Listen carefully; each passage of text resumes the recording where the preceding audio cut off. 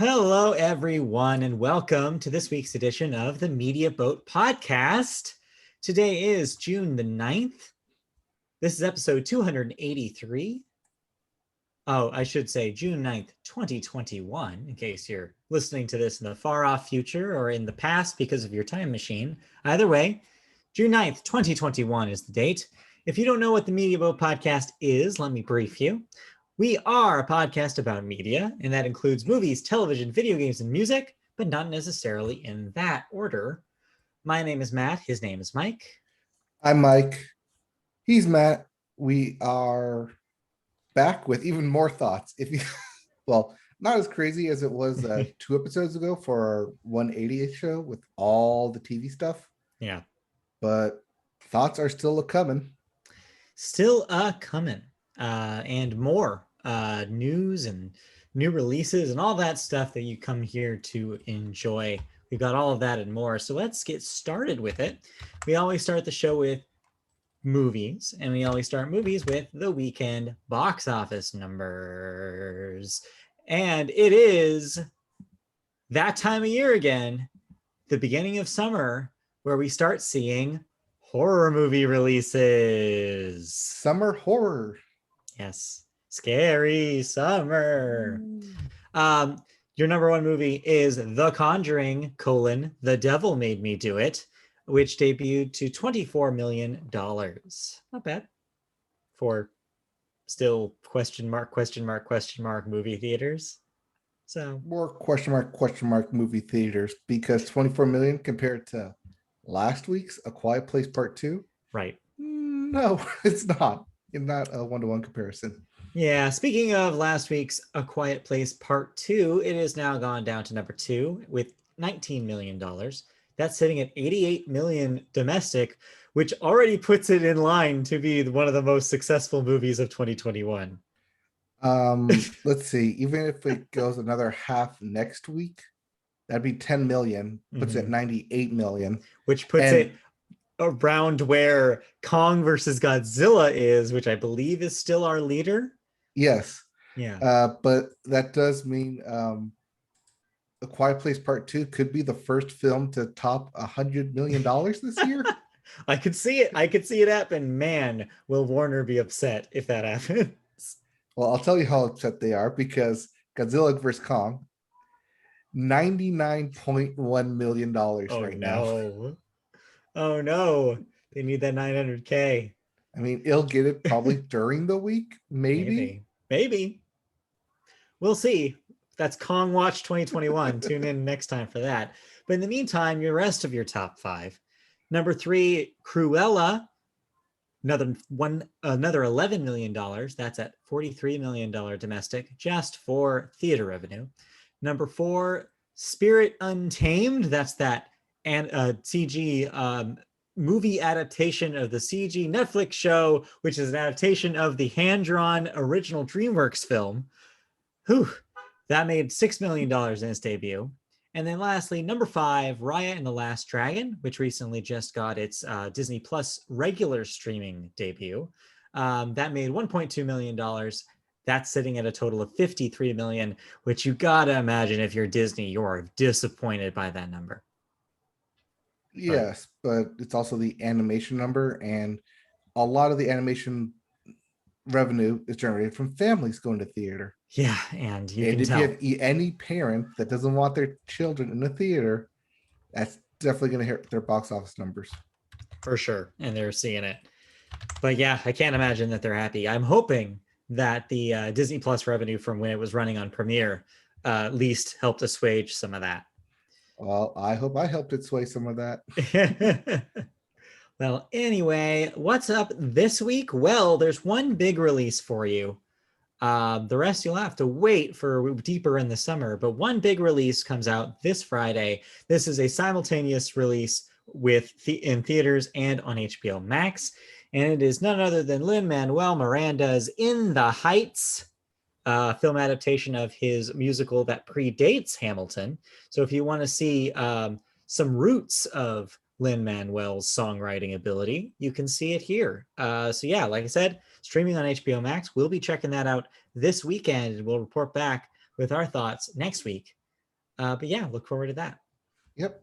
We will have thoughts on In the Heights. That is in reference to Washington Heights, Yeah, in case you were in wondering. case you were wondering. All right, let's get rolling right into movie news. And our first story is something we love to do here on the Media Boat podcast, but just talk about casting news. And we roll them all up into something we call casting bits. So it's a really slow news week for movies this week, which is why we got a bunch of casting news. That's fine with us. We love casting. Yeah. First up, Rob Zombie is going to be planning a new film based on the television show The Munsters. Rob Zombie. That Rob Zombie and the Munsters. This is not exactly casting news. This is more, I guess, production news. But yeah, look forward to a Rob Zombie version of The Munsters. Will it be twisted? Will it be a dark take, you think? I mean, doesn't it have to be because it's Rob Zombie? Or is this going to be more like what we do in the shadows? Oh, yeah. That would be an angle. The TV version, not the stupid Johnny Depp version.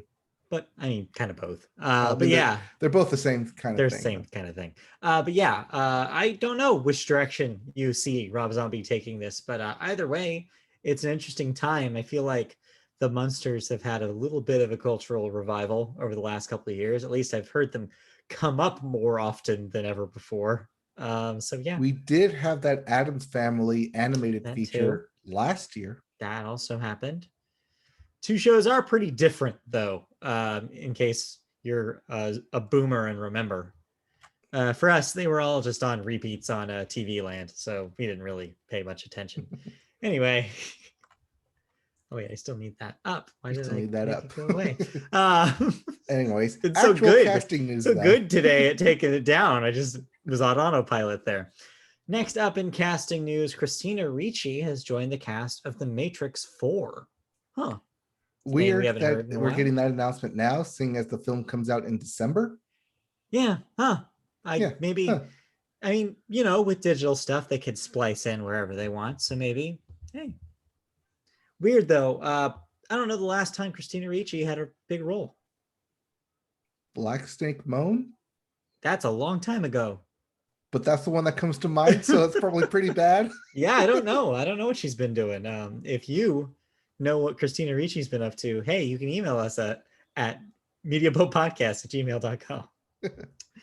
All right, next up, Bill Skarsgård and Donnie Yen have joined the next John Wick movie, tentatively called John Wick 4. That is Bill Skarsgård from It as It. Yeah. And Donnie Yen, you know, karate master Donnie Yen. Yeah, sure. Why not? A fellow person to beat up alongside Keanu. I would like to see that. That'd be fun. Or beat up Keanu. Who knows? I mean, maybe. Who knows? Next up, Elijah Wood has landed the lead villain role in the Toxic Avenger reboot, where he will star against Peter Dinklage and Jacob Tremblay. Okay, sure. I don't know who was asking for this or what IP was running out, but sure. Again, boomers. Who knows? Yeah, but the Toxic Avenger? Sure. Yeah, I don't know. They made a handful of those things. They can't be fun. Maybe this will be campy fun too. Who knows? Maybe. Next up, Issa Rae has joined Spider-Man Into the Spider-Verse sequel, which we don't know a whole lot about other than that. But hey. Right, and we don't know what she's been cast as or who has. But Issa Rae being cast and stuff is always a fun deal. Makes you wonder what that movie's going to be about. But we'll see. All right. As news comes out. Maybe she'll be one of the many Rogues Gallery villains. Yeah. And then next up, I'm guessing this is a movie following the events of the television show. Is that? Wait, no. Oh, never mind. Follow the second word. Thank you. So a script that has been on the mysterious thing known as the Blacklist, which is not the television show, which is the thing, hey, the script is super popular and there may or may not be a bidding war on it, called The Menu, has gotten a cast. Anya Taylor-Joy and Ralph Fiennes are cast as leads, with Mark Mylod, who I guess was worked on Succession, is set to direct. Yep. This is going to be gone through Adam McKay's production studio. Very mysterious, this script for The Menu, about a wealthy couple who go to a mysterious island for a fancy dinner feast. Anya Taylor-Joy will play one half of the couple, and Ralph Fiennes will play the chef. And we know how mysterious he can be. Well, okay, interesting. But chances are with these kinds of scripts, you might be able to find more information by giving a quick Google. So, hey, check it out. Although The Menu may pull up a bunch of menus in your... Yeah, might be hard to find. Might be hard to find. All right, next up in movie news, a little story about some business happening with the production unions as they start to bargain. The International Alliance of Theatrical Stage Employees, also known as IATSE, which is just fun to say, and Management's Alliance of Motion Picture and Television Producers, not as fun to say, AMPTP, doesn't roll off the tongue. AMPTP. AMPTP. They have started their 4th week of bargaining for new TV and film contract, covering the union's 13 West Coast production locals. One of the major issues in these talks is funding for the Motion Picture Industry Pension and Health Plan. The union has proposed new sources of funding through streaming residuals and increased employer contributions, while the companies, on the other side, want more cost sharing by the workers themselves. A source said that the two sides were far apart in this area last week, as these things usually go. Little progress was also reported ahead of today's bargaining session on wages, sick leave, rest periods, and new media, all of which could cost the companies more money. And as we always know, the companies don't want to pay more money. So yes, just like any other union negotiation we talk about here, this is going to be long and drawn out with both parties coming back and forth to table until finally something gets compromised on. So we'll keep an eye on it. And also with the unions bargainings, they bring up new media and streaming revenue. And do they get a piece of that pie? What the unions are saying is that they don't want it directly, but rather towards cost production and for health benefits. Because as we've seen from the past year with COVID, having health insurance has been more favorable and more of a necessity than in previous. It's become a forefront topic. It's shown the value of it, certainly, like never before. And yeah, I don't blame them for wanting to make sure that those protections are in place. But yeah, like I said, we'll see what happens with this, but probably not a whole lot of movement right away. We're going to have to just wait for them to hash it out, as we always do. But this is also why unions are a good thing. They help the collective bargain. Yes, hopefully the unions will be able to get these production workers what they need to survive, and the companies aren't too greedy. We'll hope and find out when it happens. But in the meantime, you've watched some productions that maybe some of these unions have worked on. Maybe. Who knows? Probably. They are feature productions. A couple of movie thoughts. Which one do you talk about first? Let's talk about let's go in order here. Okay. So I did something that I haven't done in over a year. I'm going to take a wild guess here. Wild stab. Go ahead. Did you go to a movie theater? I sat in a movie theater. Wow. Mark it. This is June 9th, 2021. The last time you did so was when? February 2020? February 2020, because I wanted to see Parasite before the Oscars. Oh, right. Well, compared to most other people who either saw Sonic the Hedgehog or Rise of Skywalker in 2019. Or Onward. I knew a lot of people who Onward was their last Onward movie. For like that week it was out. But the movie you saw, how does it compare to Parasite? So I love Parasite. I think it definitely deserved the best picture of the year. This is no Parasite. This is no Parasite. But then again, I'm not expecting this to be Parasite. This is Disney's Cruella. Tell me about the Dalmatians. There's 3 of them. Uh-huh. And what do they Well, do? technically 5, I guess. What do they do? They're puppies. Yeah, They eat things and bark. yeah, but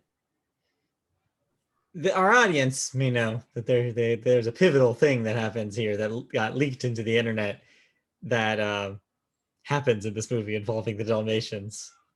How'd you feel about that moment? Wait, okay, I'm lost here because I watched the film and I Yeah. didn't see anything about that. Uh-huh. Okay. What are you trying to reference? It's a main motivator for the protagonist here. Something happens to her family. Yeah, and Uh-huh. And it involves Dalmatians. yeah, and Uh-huh. Yeah. How'd you feel about that? it works. Really? Yeah. Okay. Okay. I Sure. don't see what the controversy is. Well, okay. Well, talk about the rest of the movie then. We'll talk about that off. I won't derail stage. you. I guess no one told me that there's a controversy with it. Not really a controversy per se. Well, I mean, they were CGI dogs, so Yeah, they sure were. they sure were. Anyway, tell me about Cruella. Cruella is one of the better, I can't call it a Disney remake in the vein of like Lion King and Aladdin because it's not a direct remake.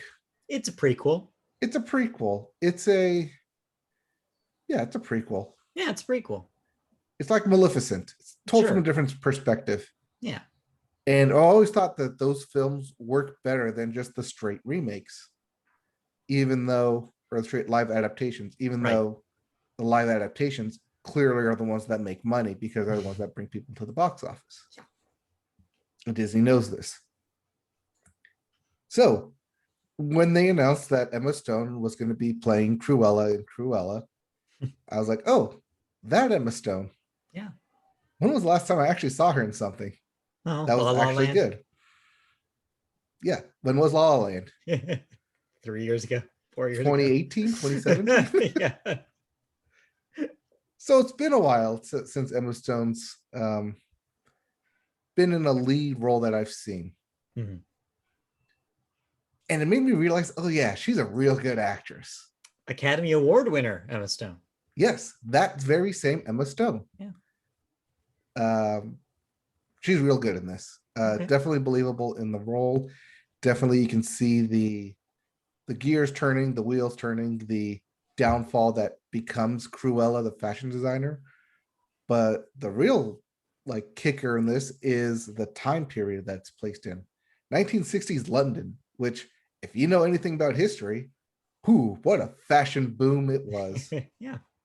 Not just with the 60s style running amok, but also with the punk movement and rock movement. And it definitely plays heavy into that. And I can't give enough praise to the costume and design and art direction. This thing is kind of worth that ticket of admission alone. Okay. It's really well done. I wouldn't be surprised if it gets nominated for it because I loved all the fashion stuff, and I'm a guy. Oh, you we can know hear it in my voice. Oh, we know. We're aware. So lots of fashion in this, lots of drama, lots of meaty drama, but also good acting from Emma Stone and Emma Thompson, who plays the villain in this role. Oh, multiple Emma combo. Mm-hmm. But then there's also Mark Strong. And you know how I love me some Mark Strong. Mark Strong's good. Media vote favorite, Mark Strong. Media vote favorite, Mark Strong. Not a surprise, Mark Strong. But always fun when he shows up. It's like, oh yeah, he makes everything better. And he definitely made this film feel a lot better, a lot more intense as he does. We like Mark Strong. But yeah, this film is worth it. Okay. I didn't feel bad watching it. Okay. I didn't feel like I was dragged to watch it either because it was very entertaining. It was very engaging. There is some mystery thrown throughout it. Uh-huh. It does set it up as at certain elements, it wants to be a heist film as well as a fashion film. and it kind of melts it pretty well. I had a fun time watching this in a theater. Had I paid the $30 to watch it like I was planning to last week, which is why we didn't talk about it last week, because I was going to watch it in a theater. I would not have been disappointed if I spent the $30 for this. Okay. It's a good Disney film. Okay, so it's getting some mixed reactions. It seems like not all people are super on board with it. But Christy and I actually read the synopsis on Wikipedia. Okay. We were curious about what it was. We didn't think we were going to see it anytime soon. And I came out on the other end being like, yeah, I can see this working. Yeah, this might be a fun time. Christy came out of it being like, I don't understand. There's so many issues I have with this. It seems like her concern, and I've seen this concern repeated elsewhere, is people who are looking for connections between this movie and the 101 Dalmatians universe that we are familiar with. It seems like there's some issues with some plot holes or some lack of explanation. And yes, I realize it's supposed to be enjoyed on its own merits. It's not necessarily, you're not supposed to necessarily link it fully with the movies that already exist, but people are gonna do it because it's a character they're familiar with. So you weren't bugged by the leaps in logic that this movie has to make in order to connect that character to the character in the cartoon? No, because I treat it as its own movie. Yeah. I treat it on its own merit. Okay. I saw the lines that they were drawing between character relations and how they related to the animated film. But I wasn't drawing the one-to-one comparison that most people do. Yeah, because if you do, there's not a whole lot of, it doesn't make a whole lot of sense. No, that's why it's a prequel adaptation. It's not a live action remake, which is why we make that difference. Yeah. I wonder how many people are going to be distracted by this. Probably a lot. Yeah. Because there's some people that I watched it with that were, by the way, this wasn't like I went to the movie theater. It was a private screening. So it was people I went with that I knew. Got it. That I was invited to. So that makes sense. Some of them enjoyed it. Like all the ladies enjoyed it. Some of the guys didn't enjoy it and they were like confused and stuff. So yeah, not everybody's cup of tea, British pun intended. But definitely like cinema quality. Okay. Yeah, it seems like they put in some work on this thing. Yeah, I wonder how long it will stay in the public consciousness, though. I hope it's not something everybody forgets that existed 6 months down the line. But maybe when it comes back onto regular Disney Plus and just becomes a streaming film on there, maybe it'll have a little second life. Maybe people will engage with it again. Probably. There are a lot of needle drops in this. As you would imagine. As you would imagine, especially with that kind of music from London 1960s. Yeah. Lots of influence there. A lot to borrow from, turns out. Yep. Plentiful resource. Oh, that's good. Yeah, no, I plan on checking it out probably, like I said, when Disney Plus gets it regular. But yeah, no, it seems like it's probably better than a lot of people are giving it time for. But yeah, good to hear. Yeah, if you're trying to compare it and make it make sense with the cartoon, that's not what it's trying to do. It's trying to be its own thing. And because it's trying to be its own thing, it does it in a really well done manner. Yeah. It's that's just good. I don't want to say unfortunate, but when people try and like compare it to what they have in their own thoughts and existing media, yeah, it can be a little muddied. Sure. But I enjoyed it for like the whole like fashion war and everything. Okay. It was a fun time. I had a fun time watching this. All right. You also watched something else this week. Oh, that was not a fun time. I was going to say, I don't think you probably had as much fun. Oh, this is such a long title. It's actually getting cut off by our graphic here. That's okay. Because it's The Conjuring, the devil made me do it. There we go. There you fixed go. It. Fix the space. Anyway, tell me about The Conjuring, the devil made you do it.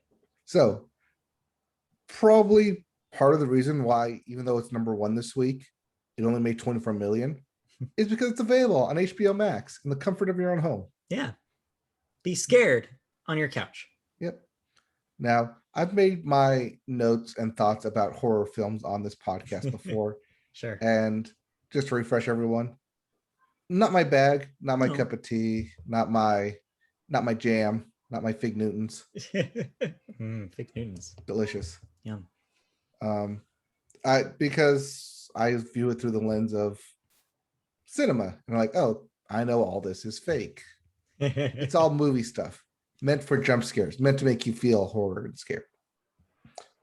So the horror stuff doesn't really get me, but the story does, because for the first time in the Conjuring series, they have to face something that they've never done before. Okay. Take it to court. Prove it in a court of law that the devil made me do it. Okay. Does it work? I mean, it works for like the 10-minute, 20-minute scenes that it has in the courtroom. But that's it out of a 130-minute movie. Oof. I wish they leaned into it more, because it would have been a good different take on it. But it's really just the same films as the previous films: The Conjuring, Annabelle, La Llorona. They're all in the same universe. I think it's like the ninth film in it. Something like that. Something like that. I think this officially makes Patrick Wilson the Scream King, since he's been doing all these. Yeah.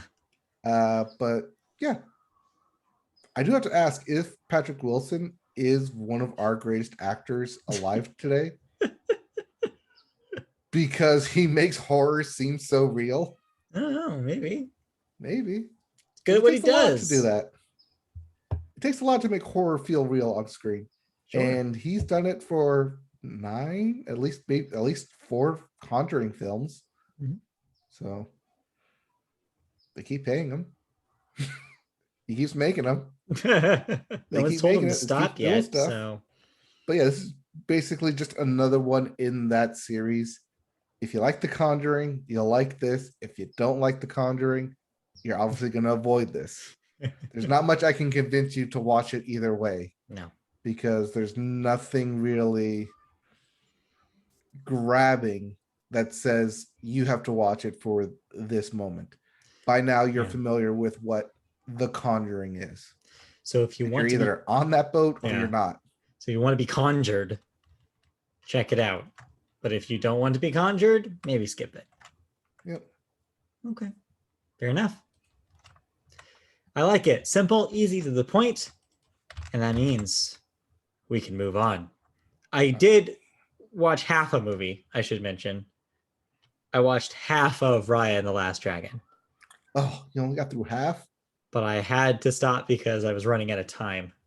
So before I had to do something. So yeah, I did not complete it. But yeah, I'll have more to talk about. I guess that next week I'll fill you all in what I think. But yeah, I watched the first half of it. I will probably finally watch Mitchell's versus the Machines. Yes, please do. And I'll have thoughts on that next week. All right, cool. So we'll have a little bit of a thoughts reprise next week. I do have to say one thing is Raya looked really good on my television. Let me tell you. Yes, it is. So yeah, fun. All right, let's move on. And we'll have those in addition to In the Heights thoughts next week. Look forward to those and more.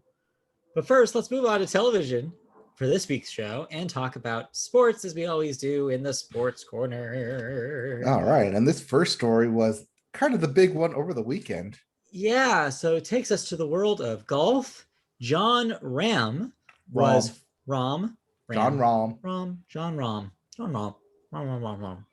forced to withdraw from the Memorial Tournament after a positive test. Now, I'm going to guess from context, positive COVID test? Correct. Thank you. He was leading the field at the time by 6 strokes. Ouch. Technically, if he would have parred out, he would have won the tournament. Yeah. but he was forced to withdraw. I think marking one of the first. Like this hasn't happened that often. Or if it hasn't happened to such a high-profile player, especially someone in the lead of the tournament. Mhm. But yeah, he was forced to withdraw. But that's not the end of the story, because he has a positive COVID test, he has to now isolate for 12 days. Mhm. Hmm. Well, the US Open is exactly 14 days away. Oh boy. So he can't go anywhere. He has to be in isolation for those 12 days. But then 2 days later, he's expected to play in the US Open at Torrey Pines. Okay. Well, it's right under the limboing under the bar there. Yeah, right under the bar. But it's not going to matter anyway because that's Phil Mickelson's home court or home course. Yeah. And he's expected to win. Sure. Okay. Well, you know what? When he was out there, he had a good game. That's all. Yeah. That's all. He can at least take that home with It's him. okay. John Rahm is one of my favorite golfers, mainly because of his name, John Rahm. John Rahm is fun to say. John Rahm is Even fun though I to got say. it wrong. Yep.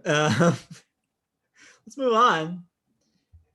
Basketball is quickly wrapping up, but I've got good news for those basketball fans out there that are tired of the same old. Because if you're looking for a new champion, you might be in luck.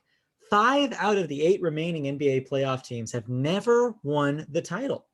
The other 3, the 76ers, the Bucks, and the Hawks, haven't won in a long time. 1983 for the 76ers, 71 for the Bucks, and 58 for the Hawks. So, hey, the years of domination from the same old clubs over and over again is over. Well, when you figure that those same old clubs include the Lakers, Yeah. the Clippers, like the Celtics, the Lakers, the Warriors. Celtics, the Spurs, the Bulls in the 90s, and then the Heat when LeBron was over there. Oh, and Golden State. Yeah, got Golden State eliminated. Warriors. Yeah. It's the same old, but at least now we'll have a little bit of new blood in there. Yep. That's exciting.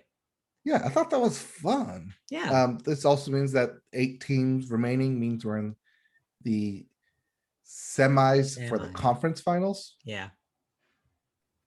And then we'll go finals for the conferences and then finals. So still lots of more basketball to be played.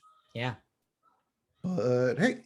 But elsewhere in basketball, though, they're making other decisions, including the title of 2020 to 2021 Kia NBA Most Valuable Player Award, which this year goes to Nikola Jokic.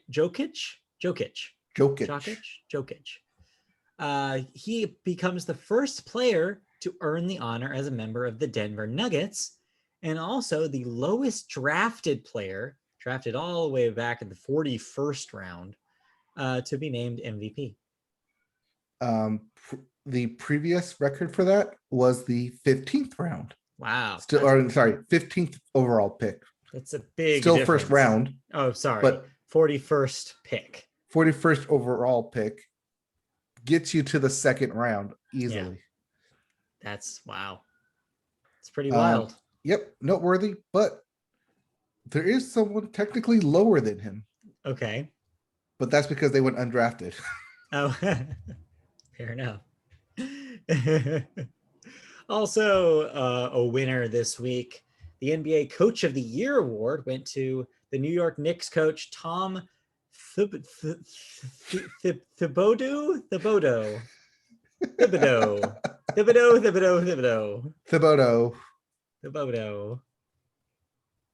Syphilis. Yes. Yeah, Thibodeau, I guess.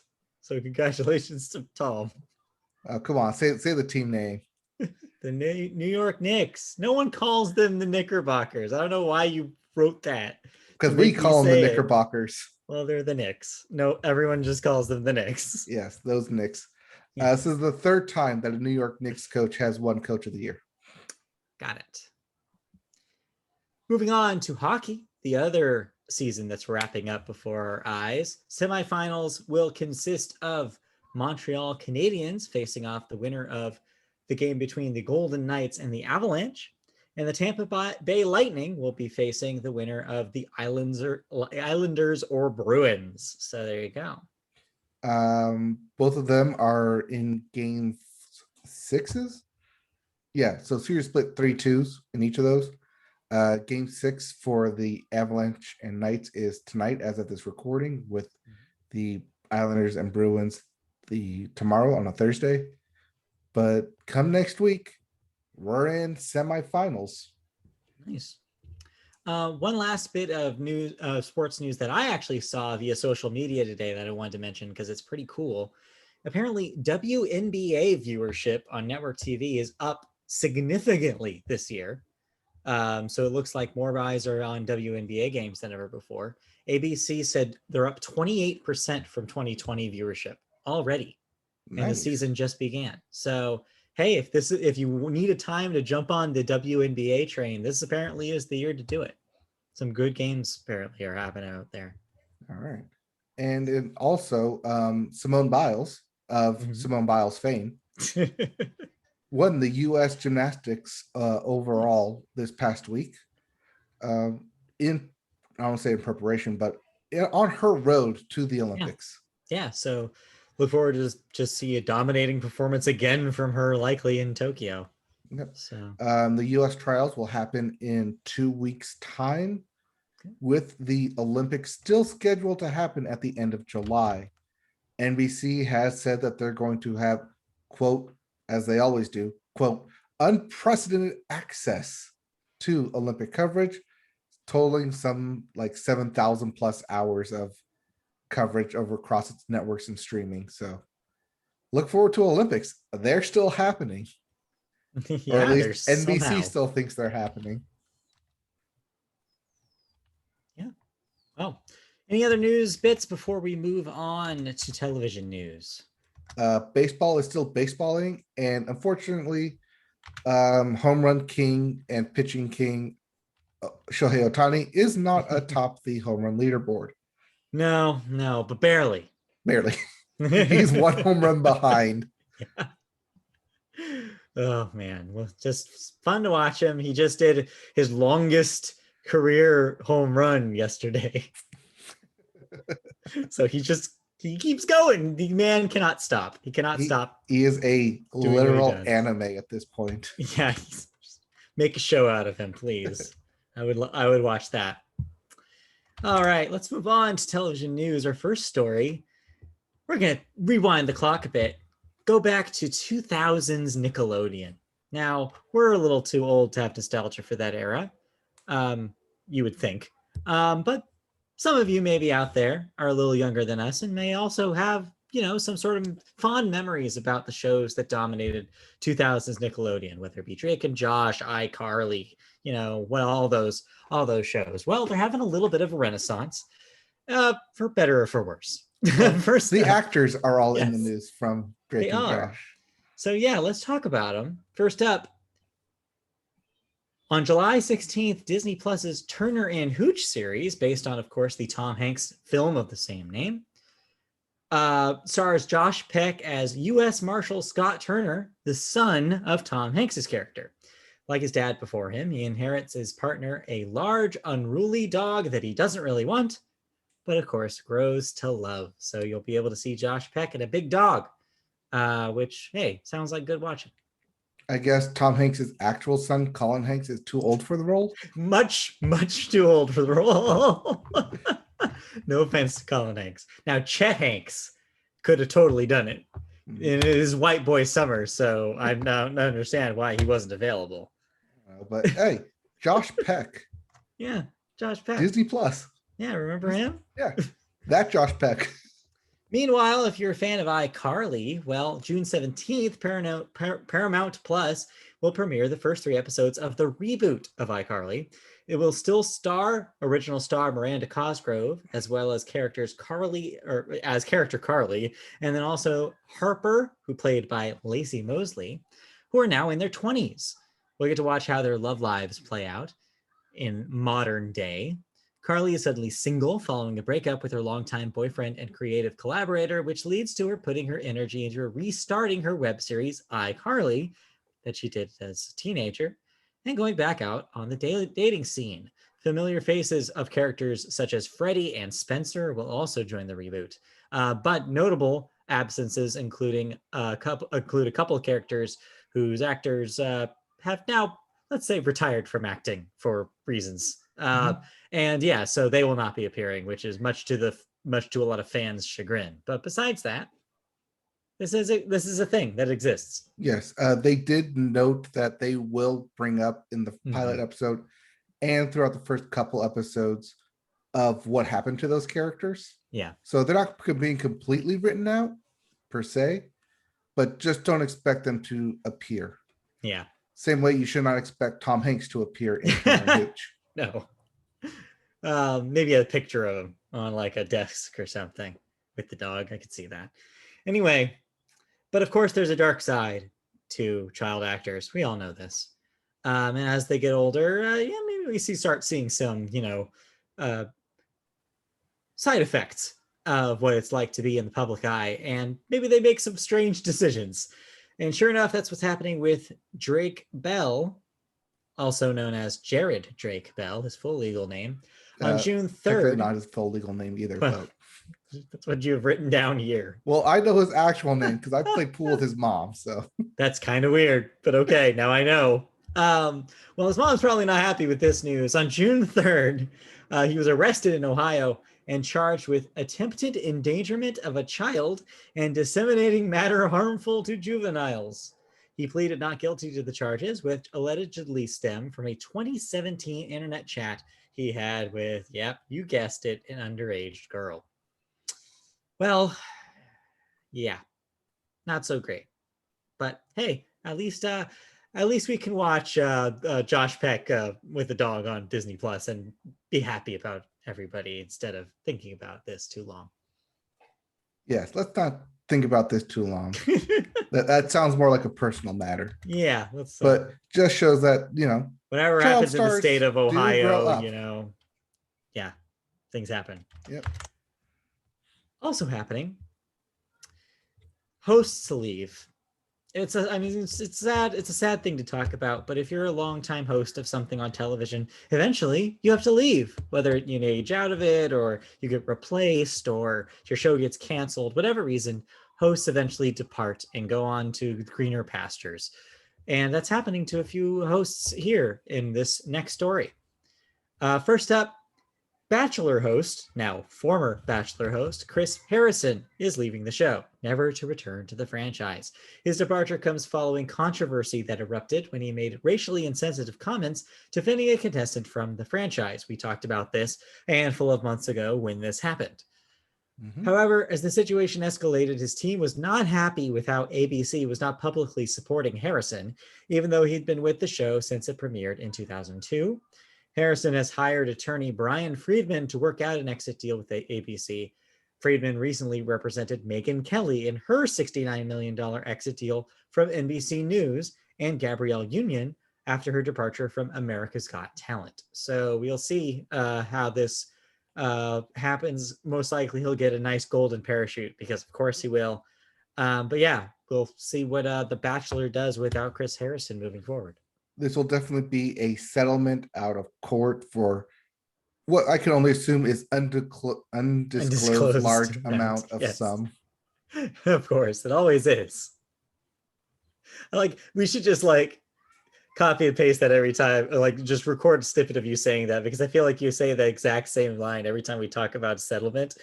You always say it's it'll likely be for an undisclosed large payment. Because it always is. It's undisclosed NDAs. Typical, you can expect this to happen. Yes. It's not new. Only a matter of time. However, a much more amicable departing. Yes, sure. Whatever the tense is that I was trying to use, is over on TBS with Conan. As we mentioned, he will be moving his operation to streaming and will be ending his show on TBS. But before that, Conan has an hour-long finale set for June 24th. His final 2 weeks of guests for his show will include Martin Short, Bill Hader, Mila Kunis, Dana Carvey, JB Smoove, a surprise Patton Oswalt, and Jack Black will serve as his final guest. Also appearing for those final 2 weeks will be a live studio audience, the first one in over a year. This will serve as the third major farewell event of Conan's career, after, of course, his previous two shows that he hosted, and will feature a look back on his 28 years of hosting late night programs. You heard that right. Yes. 28 years. Yes. 1993? Didn't quite get to the Carson record, but almost made it. But yeah, congratulations to Conan. That'll be a fun couple weeks of television to watch. Yeah, and good for him for sticking around and making sure that a live audience comes back. Yeah, because he plays well to live audiences. Yeah. All right, that's it for television news. All right, which means you get to talk about the thing I'm sure you've been wanting to talk about this entire show. I was planning on watching this, but I did not remember if it was a Tuesday night situation or a Wednesday night situation. And so I did not realize this was something I could have watched prior. So I did not watch this. Well, it's okay if you didn't watch it because you had to wake up pretty early to watch it. So it is today. Okay. It is today. So yeah, I was not, obviously I do not have time to watch it during the day. So I did not have time, but you watched this. Oh, woke up early and everything. Tell me about Disney Plus's Loki. So bad news is that because Loki premieres on Wednesdays, it's midnight Pacific time Wednesdays or 3 a.m. Eastern time. Yeah, not fun for us. So even if you're doing a VPN to the East Coast, it doesn't work that way. You have to wait. I have a question before you start. How many Owen Wilson wows are in the pilot episode of this show? 2. He says wow twice. That's it? 2. Yeah. Okay. They wrote wow twice. Well, yeah, you gotta stretch it out through a whole season. Yeah. You can't overwhelm with the wow. No, you can only do wow so many times. Well, it's more like a wow. Wow. That sounded like wow, you really did that. Wow. Yeah, Owen Wilson joins he loves MCU. saying wow. The man loves wow. The man is wowed by everything. Yeah, he really is. He's easily amused. Okay, tell me about the rest of Loki, besides Owen Wilson saying wow. So, Loki died in Thor: The Dark World. Yeah, or so we thought. He died in Avengers Endgame. Yeah, or so we thought. He died several times, or so we thought. So we thought. This follows the events of Avengers Endgame, where Loki takes the Tesseract and disappears.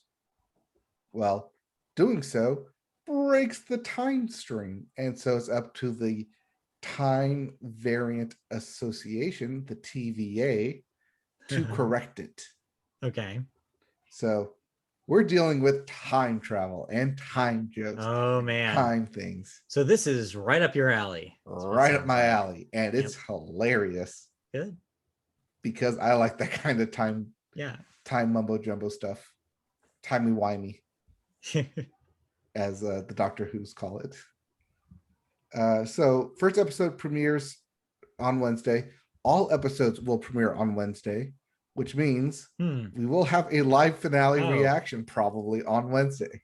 Okay. Possibly, if you're up for it. No. That's all you. You can take care of that.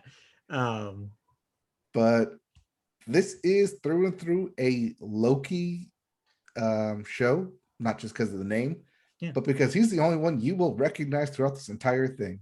Well, besides Owen Wilson. Well, I mean, Owen Wilson, but you don't know what his character is. I'm talking about like MCU recognize. Sure, yes.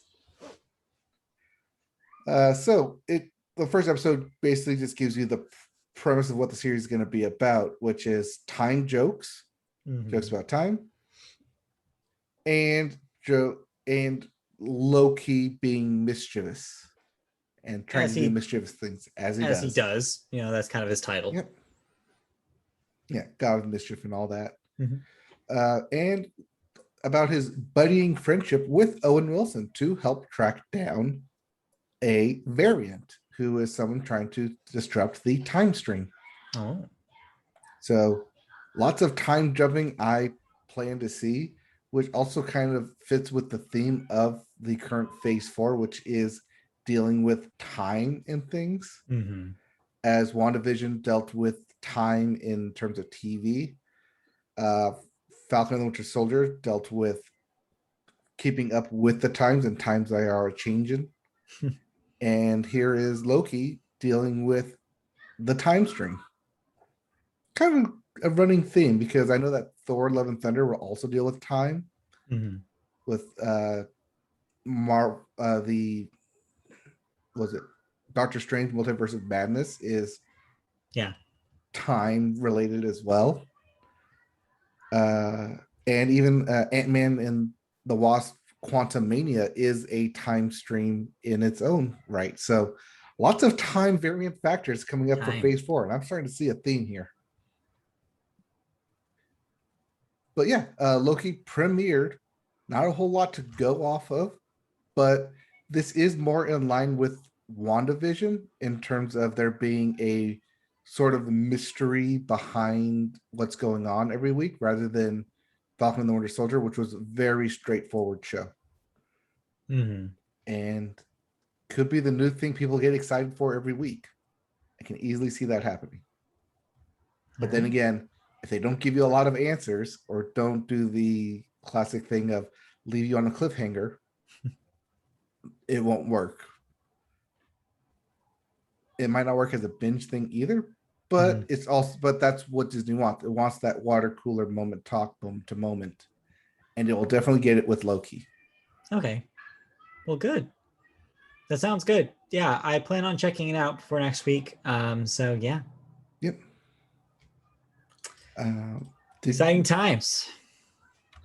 Did you watch anything else? No, nothing new going on here. Kind of the summer doldrums are beginning to start. So kind of cleanup time, I guess. There's stuff I need to catch up on. Yep, same. Including Mayor of Easttown, which I guess I should watch apparently. Maybe. Yeah, some people seem to like it. Some people seem to be obsessed with it. I don't know. We didn't think much of it, but it's out there. It's out there. I'm also trying to keep up and catch up with Mythic Quest. I think that has like 2 or 3 more episodes left. So okay. Well, in the meantime, lots of TV. In the meantime, lots of TV, but what's getting canceled and what's getting renewed is what I'm wondering. All right. So cancellations and renewals. What am I no longer watching? Well, no cancellations this week, just 3 renewals. First up, Netflix is bringing back Shadow and Bone for a 2nd season. Much to a lot of people's success, happiness. Roku, I guess their platform, is bringing back something called Die Heart, which I've never heard of until just now, for a 2nd season. You have heard of Die Heart. I have. Because it was on Quibi. No, that's not true. I've not heard of it. Well, it was on Quibi. Okay. Well, okay. The one Quibi show that ended up on Roku, well, it got renewed. So there you go. Yep. That's why I had season 2. That's why it's season 2. And then HBO Max is bringing back Hacks for a 2nd season. Apparently that's also another show I should be watching. I've heard some things about Hacks. Yes. Yeah. So Die Hart starring Kevin Hart. Did you not? That one. Okay, that's okay. The pieces are coming together. So now you have heard of it, haven't you? I unfortunately have. Well, yes. That Quibi show with Kevin Hart is now on Roku for a 2nd season.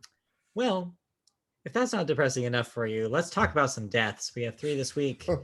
First up, John Sacret Young, age 75, TV writer and producer, worked on China Beach, The West Wing, and Firefly Lane.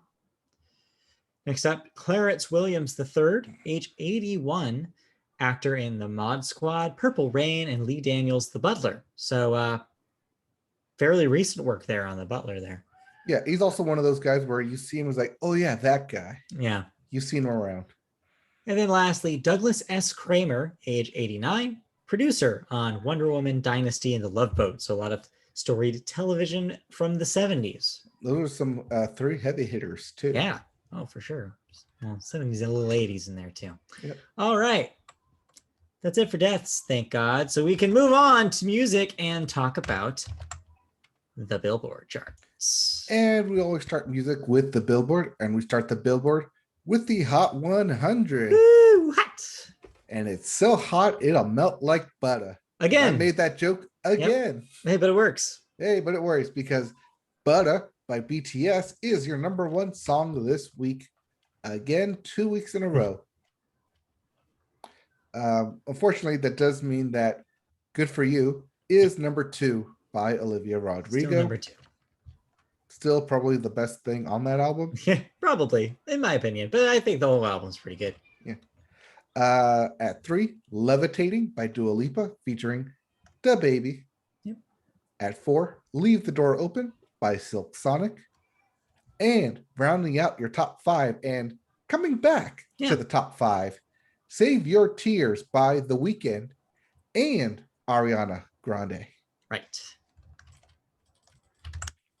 Other than that one, yeah, I think it's the top same. 4 stayed the same. Yeah, except for that last one. So. I think so. No, Silk Sonic moved up 1, and then Save Your Tears moved up. Yeah. But as for the Billboard 200, your albums chart, we have a new #1 album. Yeah, except it's not new, and I actually have an explanation for why this happened. But go ahead. All right, so tell me why it wasn't Folklore, but rather Evermore by Taylor Swift is the #1 album. So Evermore jumped back up to #1 this week because, one, it got a extremely successful vinyl release. It had previously not been released on vinyl. Taylor, I guess, strategically waited just long enough. And then also because she used that in tandem with a promotion to get signatures for copies of Evermore as well to fans. And so those sales count for, like, physical sales count just as good. In fact, some would argue more so than streaming numbers. And it was strong enough of a sales week for her to hop right back up to that #1 spot. This is where good accounting comes in. Yes. And management, you pay those management teams to, make sure you get #1 albums. And hey, it jumps back in people's mind and it's like, oh yeah, let me go listen to that again. So yeah, Evermore now is the #1 best-selling record overall in 2021, beating out Dangerous, the double album, which is #2. Yes. So at least Morgan Wallen is not #1 at something. So we can at least be happy with that. But of course, right behind it is your #2, which you can continue now. Right. At #2, we have Sour by Olivia Rodrigo. Also selling extremely well and is on that top 10. At #3, The Off Season by basketball star J. Cole. At 4, Dangerous, the double album by Morgan Wallen. And rounding out your top 5, A Gangsta's Pain by Moneybagg Yo. Yes. If you didn't like any of those albums, or you're done listening to those albums, like especially Morgan Wallen's album, please be done. We have new releases. Stop. Just stop listening to it. It's okay. New releases. And it's a little bit of something for everybody. Oh yeah, it's another one of those weeks. Yeah, because summer's here, and everyone needs to have their own summer party. So find an album from here, including Bodies by AFI. Yes, that AFI. That AFI. Been around for a long time. Yep. And still making music. Still AFI happening. Bodies. We also have Remedy by Issa Rae. Big Mess by Danny Elfman. Yeah. That Danny Elfman. Oingo Boingo. Yeah. Sure. No Gods, No Masters by Garbage. Yes. That garbage. Yes. Butterfly 3000 by Media Boat favorite King Gizzard and the Lizard Wizard. I've never actually listened to King Gizzard and the Lizard Wizard. We just call them Media Boat favorite because the name is so fun to say. And we technically don't have to listen to it. You just be happy about their name. Oh, and that they're extremely prolific. Go to YouTube and look at the smile on my face. King Gizzard and the Lizard Wizard. And we're so blessed that they're so prolific. They put out like multiple records every year, so we get to read their names so much. Oh, it's so good. So good. Speaking of so good, or maybe not so good, Jody by Maroon 5. I believe that's Geordie, but sure. Yeah, I Geordie. would like to believe that this is a concept record about LeVar Burton's character on Star Trek: The Next Generation, but it's probably not. That's a stretch, but probably not. Culture 3 by Migos. Yeah, remember Migos? They're back. Migos is back. We also have Path of Wellness by Slater Kenny. Yeah, this will be their first release after the departure of their drummer, Janet Weiss. They're now a duo, and I'm hesitant. As a very big fan of their work, I'm a little worried about this, but we'll see how it turns out next week. We'll see. We'll see. Because you'll probably be listening to that. Yeah. And lastly, in new releases, Front Porch Singing by the Oak Ridge Boys. Yeah, remember the Oak Ridge Boys? Oof. They're around. They're around. So, I don't know if you heard about this. I don't know if it's a rumor or if we just never talked about it. But apparently Sour may not be Olivia Rodrigo's only album. Oh. That she may have another album called Sweet to go with Sour. Oh, she is going to pull a Folklore Evermore. I guess so. More like an Eric Church with Heart and Soul. Sure. Yeah, I'd be okay with this. Yeah, let her do it. Why not? I mean, it kind of would explain why the album was only 35 minutes. She's got another 30 minutes. Yeah. Yeah. Another maybe. 30 minutes out there. Possibly coming. We'll I see. don't know. Just a rumor. But I'm bringing it up because our first story is also, it's more concrete than that. Yeah, it's not too much of a rumor because it seems like all signs point to yes. Right. So yeah, here at the Media Boat Podcast, we try not to delve in rumors. Right. We try not to report on them. But when something concrete comes out that we can physically point to, even if it's digital, it more lends itself to credence. Yeah. Which this week happened to be Lorde. Yeah. Lorde. Media Boat favorite, Lorde. From Melodramatic? Yeah, I believe Melodrama was, if not our favorite album of that year, it was definitely in our top fives. I think it was both our twos, but I don't think it was might have been our one. I don't remember. But yeah, regardless, Media Boat favorite Lorde is back. Yep. And a week after some tracks purportedly from Lorde's third album leaked onto the internet, the singer posted a note on her website on Monday, along with a rather attention-grabbing photograph. Yeah, did you see this? Did you see this picture? No, I did not see this picture. Okay. Well, is it just Lorde photograph? You should see it. We're not actually sure it's Lorde. We're pretty sure it's Lorde, but just search Lorde solar power and you'll probably find it. Yeah, it's a very provocative picture to put on a lead single of your record. That's for sure. So yeah, this kind of was posted alongside the news. Oh, is it the blue one? I mean, there's a blue sky behind her. Yeah. Yes. Yeah, the blue one. Uh-huh. Yeah. Yeah. Okay. Mm-hmm. Yeah. Uh-huh. Yeah. It's a fisheye lens. Yeah. You see from the top and bottom. Mm-hmm. Yeah, and the center of the picture is large. And in charge, yes. In context, in comparison to the rest of the picture, I should mention. Not large in a bad way. Like, anyway. It's definitely attention grabbing. Google it and you'll see what we are talking about here. But yes. Yes, very attention grabbing. Yeah. Possibly of her from below. We don't know if it's her, but probably her. I mean, I've never seen what she looks like from below. Me neither. First for everybody here. Anyways, as last week's rumors kind of predicted, it seems the first single will be called Solar Power. The remainder of the message only says arriving 2021 ... patience is a virtue, which is a very white woman Twitter handle thing to say. Nodding, it actually nods to the 4 years since her previous album. It's been a while. Yeah.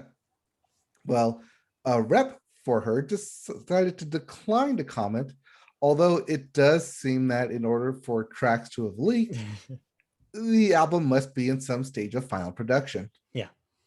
Currently, the public speculation about the album flared up at the end of last month when Lorde announced as she was performing at Spain's Primavera Festival, which doesn't take place until June of 2022.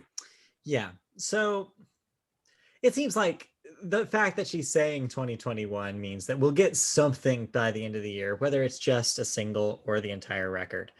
It doesn't seem out of prediction that we will get at least something this year. Well, maybe it's a early 2022 thing for the actual full record. Who can say? Of course, fingers crossed that the whole thing just comes out soon, and so that this Lorde drought is over. But we'll see. Do you want it to be a Lorde drought? I mean, I'm looking forward to see whatever the next thing she does. I mean, since Melodrama came out, you've seen everybody from Taylor Swift even to Olivia Rodrigo specifically referencing her in their music. At Billie Eilish, add her to the pile too. Constant a reminder of how influential Lorde has been on modern music. And so yeah, it's about time that she comes back and makes some music of her own. Mm-hmm. I was just talking with someone, I think one of my coworkers, who said that they're waiting on pins and needles for the next Lorde album. Everybody is. Everybody is. Especially coming from what Billie Eilish has done. I mean, what was it? You said 4 years since her last album? Right. We had 2 Billie Eilish albums since then. Almost. We'll see. Yeah, we'll see if she beats her out. Yep. Speaking of beating people out. Yeah. We like contests. Hey, who doesn't? You know, pitting one against the other in a battle for supremacy. Yeah, like Eurovision. You like Eurovision. We talked about it a couple of weeks ago. Yeah. Well, we talk about it, I think, every year. Yeah. And every year we always kind of wonder, why doesn't America have this? Hey, well, guess what? Well, wonder no more. I mean, we have so many singing competitions already. Yeah. The Voice, American Idol, America's Got Talent. Do we really need another competition? But what if it was all 50 states, plus American Samoa, Guam, the Northern Mariana Islands, Puerto Rico, and the U.S. Virgin Islands, and Washington, D.C., all putting one artist up to compete? What about that? I think you would have 56 people competing, and that makes a perfect bracket. Hey, what do you know? Yeah. Maybe someone should do that. Like a peacock, say? Hey, maybe we'll read the story and find out. Well, okay. I'll read the story. I stop playing the bit here. All right. So if subtext is not your forte, NBC has announced that submissions for the new music event series American Song Contest are now officially open.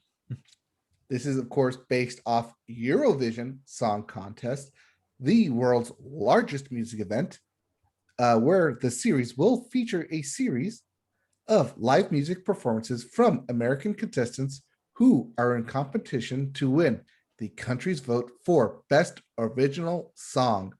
Note, Best Original Song. Right. Original. No covers, no ballads, none of that. Original songs. Original. So, who's competing? All 50 states, plus American Samoa, Guam, Northern Mariana Islands, Puerto Rico, the U.S. Virgin Islands, and Washington, D.C. That's 6. So 50 plus 6 is 56, which makes an even bracket. Yeah. Don't believe me? Ask the dishes. No. Don't believe me? We do it every single year for March Madness. 56 teams enter into March Madness, and it's breaking down into one. Perfect symmetry. Yeah. And I bet they're going to do the same thing here. Yeah. break it off into regions. You got your west, your east, your north, and your south. Mhm. So if you are a solo artist or a duo or a band or a DJ, American Song Contest is looking for you, either signed or independents. Artists can enter who can own the stage and captivate an audience with their best original music.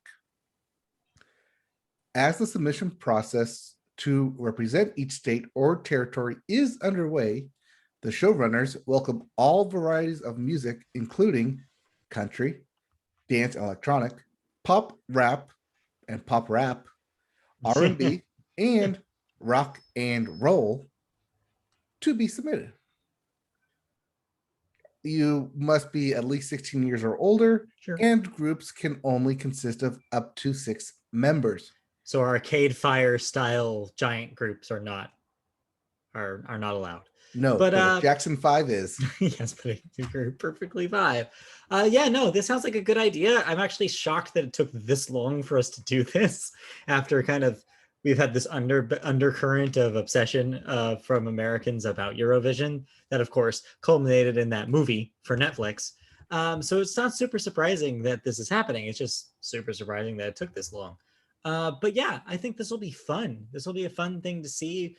You can kind of have your own state pride and kind of root for whoever your state chooses, be involved in that choosing process, I'm sure, somehow. Yeah, I feel like maybe some places will have a little bit of an advantage. I think your New York, California competitors might, I don't know, have a little bias. But hey, I would love to see what Kansas thinks of. I would love to see what frickin' Montana's got up their sleeve. There's so many opportunities. What does the U.S. Virgin Islands got? Let's see it. You know? Right. I mean, you could easily vote for your hometown hero, but that could only get you so far if they get eliminated. Or maybe and you can also like call in, like have all of California, since everyone's leaving, vote for everyone in Idaho so they knock off whoever's in the north there. Yeah, who knows? Maybe like freaking like New Jersey's got a real banger, and then everybody's like, actually, no, New Jersey's gonna win this whole thing. Who knows? What are they gonna do? Have the next John Bon Jovi out there? Hey, it could happen. Have the next Bruce Springsteen out there? Haven't they had enough people from New Jersey make it? Well, we'll see what happens. But yeah, I'm excited for this. No dates given here, so we don't know when voting, first will start for individual artists or any of this stuff. We'll have to wait and see. But interesting. I mean, this is preliminary process, so you have to submit your audition tapes to be considered. When the producers are like, yeah, they seem interesting. So right. Who knows? We may get even Ninja Warrior style, because it is on NBC, where they'll do by states breaking down to a finalist. Perhaps. Assuming we get enough submissions per state, because hey, that's 50 episodes right there. Or, break it down to however you want. So I hope out of all 10 people who live in Wyoming, maybe at least 2 of them are musicians and want to submit. So. Or, someone's from Wyoming who moved out, but they can claim from a Wyoming. We love you, Wyoming. If you're listening to this podcast and you're in Wyoming, I'm sorry. Anyway. You may be last alphabetically. But you're first one in our hearts. Well, all right. One, but let's move on. We got some music thoughts, huh? Oh, we got some thoughts. Well, we have album thoughts and content thoughts. Technology thoughts. Just waits for that. But first up, you listened to something. I listened to something. I went nostalgic. Sure. Except it was new. Yeah. So future nostalgia? I mean, beat me to it, but yes. No, you didn't listen to Dua Lipa again. You listened to a new record by a band you have nostalgia for. Yes, that's not to say I didn't listen to that Dua Lipa album again. Oh, sure, yes. But you also listened to this. But I also listened to Rise Against's new album, Nowhere Generation. Mm-hmm. So this is their 9th studio album. And by now, you've definitely heard of Rise Against. You know what Rise Against sounds like. Yes. And you also know what exactly they're rising against. Although there are some people who don't know what Rage Against the Machine were raging against. But so who can say? So But yeah, Rise Against, loved him as a teen growing up. Had tickets, went to see him in concert. It was fun. Excellent shows. Heavy rock concerts, kind of like in the vein of, well, Foo Fighters, Linkin Park. Yeah. Rise Against, all right there, hard rock. They know exactly what they're doing, and you kind of have to. If you're gonna make 9 studio albums, you either have to be really good or really consistent. And when you get 9, you kind of have to be both really good and really consistent. And that's kind of what this is. Okay. It's really good and it's really consistent. It immediately threw me back to when I was a teen, like, oh yeah, I loved Rise Against. It really reminded me of the album Re-Education Through Labor and how hard hitting that album was, and kind of the success of all the singles that came off of that. It had that kind of vibe. I really like this album. Cool. I like it from an album standpoint. It's not going to be in my rotation because I've kind of aged out of it. But if you're in that mindset and you love Rise Against, you love that kind of alternative rock, I don't dare I say classic rock now. No, nope, not yet. So that alternative rock that Rise Against is known for, the hard guitars, the hard lyrics, the emotional toll that it can bring you when you're listening to it, it hits all of that. This is definitely Rise Against, not slowing down on anything. I think recently we talked about Blink-182. Was it Blink-182's new album? Where they put out something a couple of years ago. I think it was last year, where we were asking, like, they're still like making jokes about high schoolers even though they're 40. Oh yeah. This isn't that. I mean, it kind of is, because it kind of hits on, like, I mean, I assume like they're in their 30s and 40s, but still talking about like stuff that teenagers and kind of like finding yourself in the world in early 20s go through.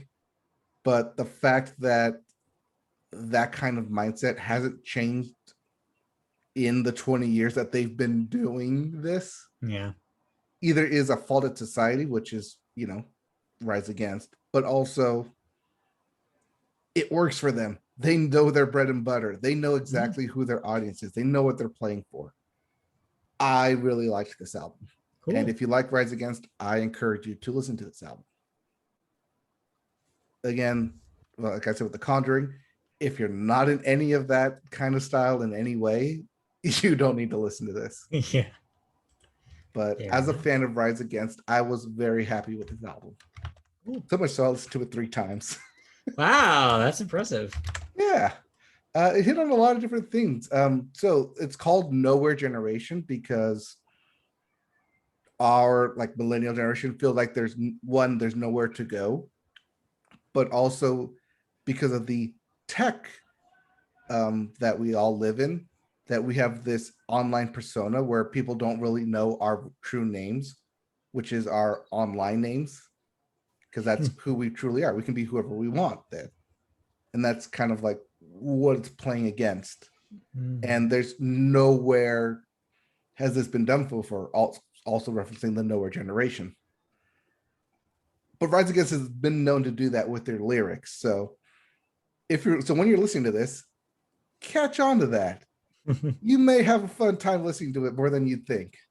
Okay. But then again, it is Rise Against, so they are known to throw those kind of lyrics, those kind of heavy, like, ethereal thoughts into their stuff. But I enjoyed it. All right. And you listened to something. I did. So we kind of foreshadowed this last week. So I listened to the new record by Japanese Breakfast, which if you have not heard about Japanese Breakfast, I feel like we're on the precipice of a Phoebe Bridgers style pop crossover happening right now. She's on, like I've seen Japanese Breakfast billboards. She's also a New York, Michelle Zahner, who goes by a Japanese Breakfast as her solo career. She is also the author of a New York Times bestseller right now, which just this week got optioned for a motion picture deal through None other than Amazon's MGM. Of course. Yeah. So yeah, she's kind of a mover and a shaker right now, and out of nowhere, I've been kind of tracking Michelle's career for the last few years because I used to be a big fan of her band that she had before this called Little Big League, named after, of course, the movie, unrelated. But yeah, it's really cool to see her get to this point where like she's having this breakthrough moment with this record. So this is her third record as Japanese Breakfast. No, she's not Japanese. She's actually Korean. Fun fact. And her approach has been kind of ethereal indie pop music that takes a lot of hints from dance music. It takes hints from classic indie rock. It takes hints from video game music. She's an avid fan of like RPGs like Final Fantasy, including a few years ago, she actually put out her own RPG called Japanese Break Quest that had a bunch of fun Easter eggs where you could pick up like vinyl records of her friends' bands and like use items that were references to her songs and stuff like that. It was fun. It was a fun little distraction. I think around like 2017. But yeah, this is probably her best record yet. It has a lot of what the first two records did, but really owns in on what she was good at, with just even more impeccable arrangements and just great lyrics and a fun, catchy vibe. And while the first two records that she put out were kind of think about loss and like grief, this one's a lot more joyful, hence the name Jubilee. It's a lot more celebration, and it comes out in the sound of the songs, including the lead single "Be Sweet," which is probably in line for Summer Jam of the Year, at least for me. It's very, very good. It's got vibes of kind of like a 90s dance track to it. It's a lot of fun. But yeah, the whole record is just really, really well made and well mixed. Just sounds just beautiful arrangements, whether it be when she brings in horns in the opening track, or if there's like some string arrangements later on. It's just a fun time. And yeah, probably the best thing she's done so far.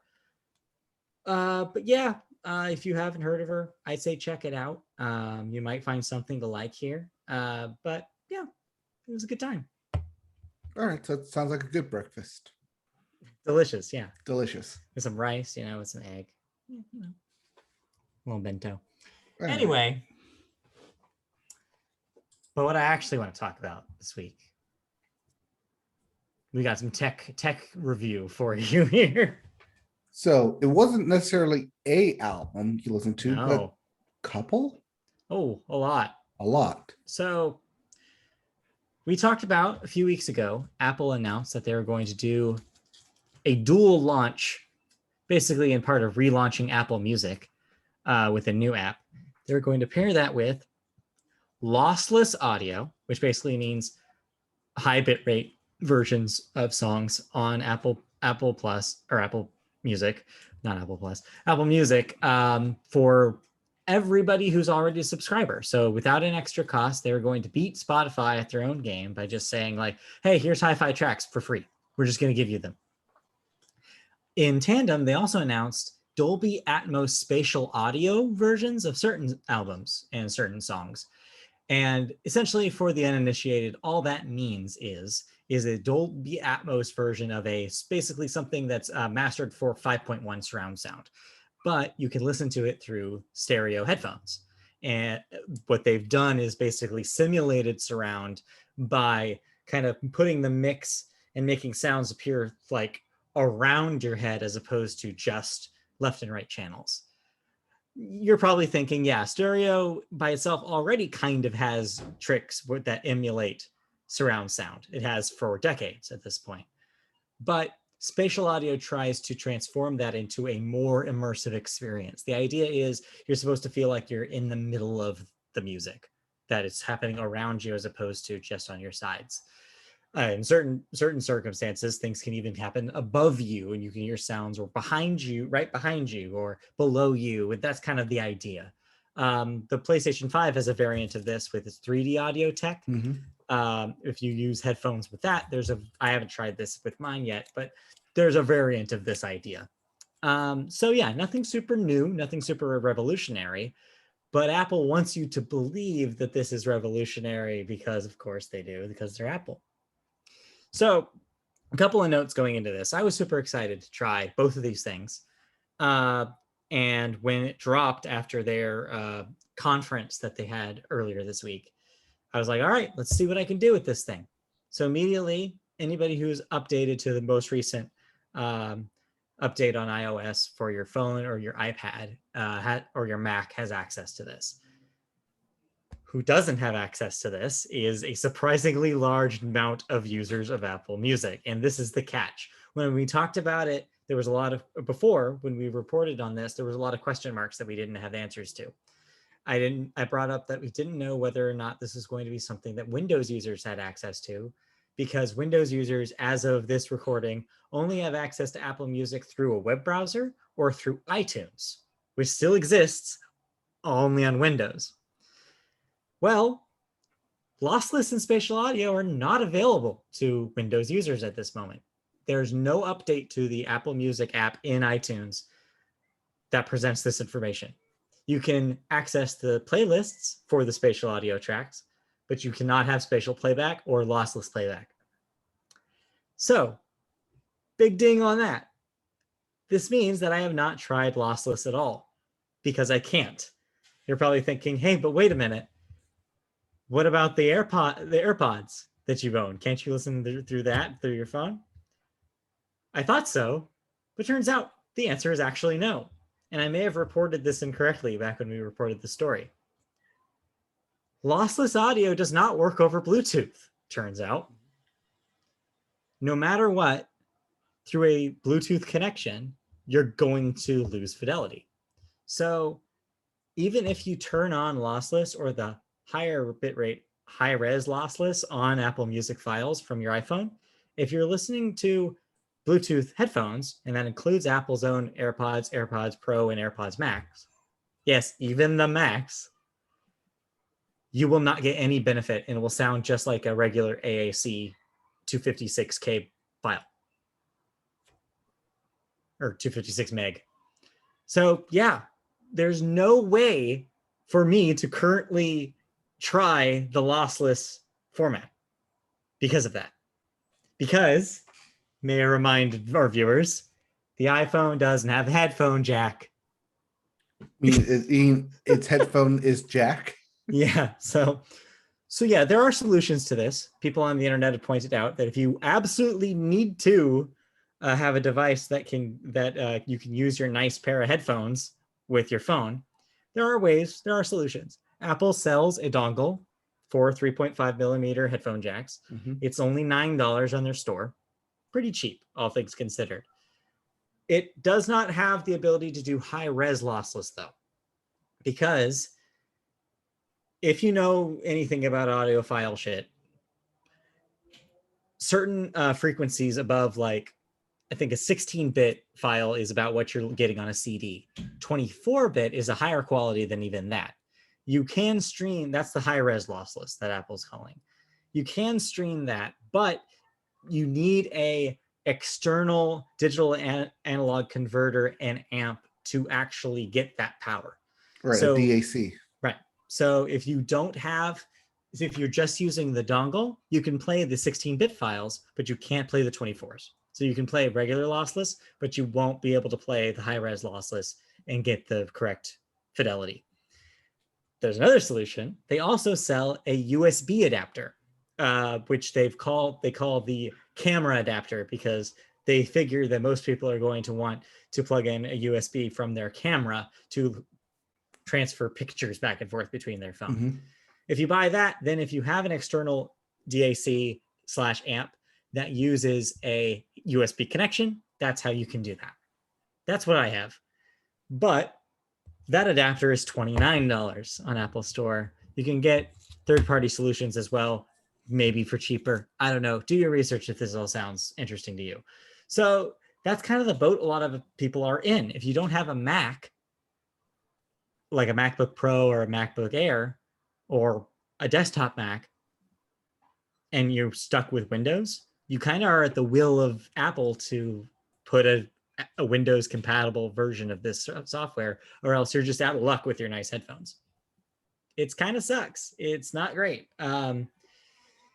But the good news is that the spatial audio part works on everything except for Windows. But headphone wise, there's no reason to go and worry about the headphones you're wearing, because the spatial audio actually works on anything that you use with your phone. And that includes Bluetooth devices. So I was able to mess around with the spatial stuff, and whoo boy, is it a mixed bag. I was reading some of your tweets about it. Yeah.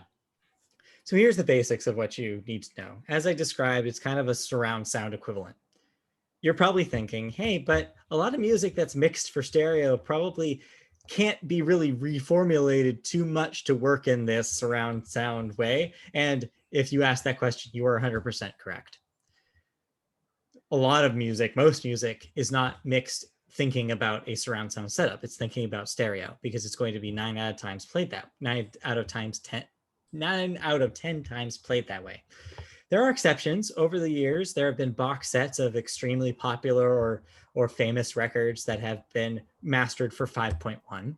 A lot of jazz, a lot of classical recordings traditionally are mastered in 5.1. A lot of live shows, when you see a live show box set, those are typically get 5.1 remasters. Stuff like the Beatles, the Rolling Stones catalog, Pink Floyd, a lot of classic rock is also put out in 5.1, because they know that the audience of the audiophile are old guys, typically old white guys who are into classic rock. And sure enough, that's why those audiences are catered to. So this won't surprise you too much that a lot of that shit sounds great with this technology, because it's a one-to-one equivalent. They already have the 5.1 masters. They just transfer that into the Dolby Atmos technology, and boom, it sounds exactly like a 5.1 setup. So yeah, you put on the 2019 remaster of the Beatles' Abbey Road, sounds great. You put on anything that came out in the 70s, the 80s, the 60s, made with real instruments, it sounds like you're legitimately in the middle of those instruments as it's happening. So it does its job. It's exactly it does its job. To do. The problem comes with, what if you don't want to listen to classic rock or jazz or orchestral music? Then it becomes more of a dicey proposition, because most people are going to get this and get really excited when they see that Taylor Swift's Evermore and Folklore are mastered for Atmos on Apple Music, or Olivia Rodrigo's Sour also mastered for Atmos on Apple Music. Mm-hmm. They're going to try it out and they're going to be like, this doesn't sound like the songs I like. Because when you're taking something that's a digital master, especially a modern pop digital master, mastered in the way that modern pop is, you kind of artificially have to move instruments around. And you kind of have to make the equivalent to something that sounds like a 5.1 setup. A lot more mixing is involved. Yes, and the results are worse because of it. And so, yeah, I tried out some songs off of Folklore, off of Evermore, off of Sour, off of Casey Musgrave's Golden Hour, which is also, in fact, all 3 of her records are mastered for Atmos. And there was something lacking to the arrangement there. There was something that was missing. There were sounds that I was looking for that were buried in the mix. The vocals sound echoey for some unexplained reason in all of those cases. And it's unfortunate, because it's like, you have a lot of people who are probably very excited to listen to their favorite music, their favorite modern music on this technology, and it's not great. There are worse examples, though, believe it or not. If you try to listen to Weezer's Buddy Holly, which has an Atmos remix, holy shit, it is the most bizarre version of that song I've ever heard. River's vocals are all the way to the front. You hear super, super loud and clear, almost like you're listening to the vocal take isolated. And then the rest of the band is so quiet in comparison. It's this weird effect. Then I had the opposite experience listening to Mr. Jones by the Counting Crows. It sounds like your singer is in the pit, is like at the bottom of a hole. That's how low the vocal take is. But then the frickin' drums are right here and the acoustic guitar is right here. And you're like, I can barely hear Adam Duritz, but I'm sure he's singing about Mr. Jones. It's just so case by case for a lot of music starting from like late 80s to now. Anything that has a lot of digital production, you're gonna roll the dice on how good it sounds. Some of it sounds great, some of it doesn't sound great at all, some of it sounds okay. And yeah, you never really know what you're gonna get. But thankfully, Apple's put together a lot of different playlists for you to kind of have a smorgasbord of options. They put out a playlist that's just like pop mastered in Atmos, country mastered in Atmos, rock, so you got to get a taste of each different genre. It seems like the consensus, though, is that the genres that fared the best here are your genres that are typically associated with high production value, and that's jazz, that's orchestral music, that's classic rock, and that's even some rap songs. Lollipop by Lil Wayne came on, and I was like, actually, this sounds pretty good, because you hear all the voices kind of around, and I'm like, yeah, sure, this works in a weird way. Also, yeah, so yeah, there's some weird like exceptions to this rule about songs that sound really, really good on this thing. But generally speaking, it sounds like until modern music is being mastered with Atmos in mind, which may happen depending on how successful this is with Apple, I think it's going to be a little bit of a time until they wrap their head, producers and mixers wrap their head around sounding good in this format. So it's neat as an experimental thing, and it's cool that Apple's giving it to everybody for free, except for Windows users. But it's still not all the way there. But if you're a very specific person, there's a lot to like here, especially if you're way into jazz. I guess we are going to have to wait to see if Atmos does become the standard. It's similar to how we had to wait between Blu-ray and HDD. Sort of, yeah. Except the problem here is that there's a lot of competing formats, more than there was when it was HDTVD during Blu-ray versus Blu-ray. It'd be very interesting to see how mainstream this gets. I think that's the key here, because as I mentioned, surround sound music has been existent in some form for decades at this point. It's just that now, with power of a big name like Apple, they could try to push it to the music industry to make it more important than it's ever been. Right, similar to how they forced iPhones down our throat, and thus the smartphone was born. I think an interesting thing for you to try once you are able to, there's also an Android version in the works. Okay. They've at least confirmed that. They haven't confirmed anything for Windows, but they have confirmed they're working on Android. But yeah, when you're able to, I'd be really interested to see if film soundtracks really translate well to this. Film scores. Because I don't think they're on the service yet, but that's a no-brainer to get there because they're already mastered for 5.1, right. 7.1 in some cases. So I would say that that's probably going to be a really exciting development when that happens. Your standard is going to be the Lord of the Rings soundtrack. I can already tell you that. Yeah. Followed closely by probably the Avengers soundtrack. I could see. And then Baby Driver. Yeah. Yeah, so it's a work in progress. It's not all the way there, and I'm very disappointed by lack of Windows support. But yeah, I'll keep messing around with it and see if I can find anything cool. All right, so that's Matt's music lesson on Dolby Atmos. It's Dolby Atmos. Check it out. Apple's proprietary music streaming service. Shit. Yep. All right. So I don't see this here. It's time. All right. It's time for video games. Yes.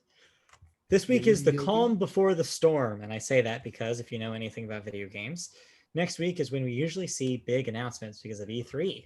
So there is E3, kind of, in the form of several streams, along with the Summer Games Fest thing that Jeff Keighley is doing. So the big news, wait for next week. This week, calm before the storm. Yep, because typically E3 takes place mid-June, usually around the 12th, 13th. In this case, it'd be the week of the 13th. But yeah, we'll get to that next week. That's next week's show. That's next week's problem. This week's problem starts with new releases. Yeah, what's new?